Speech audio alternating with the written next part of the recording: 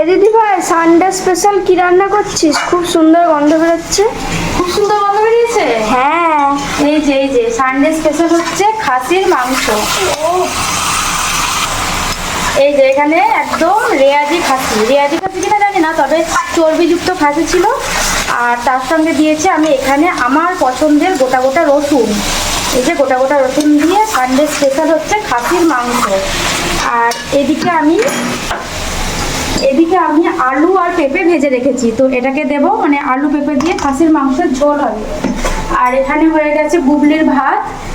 আর এই যে এখানে রান্না করে রেখেছি আমি অলরেডি, হচ্ছে এখানে পটল ভাজা, ঢেঁড়স ভাজা আর বাঁধাকপির ঘন্ট।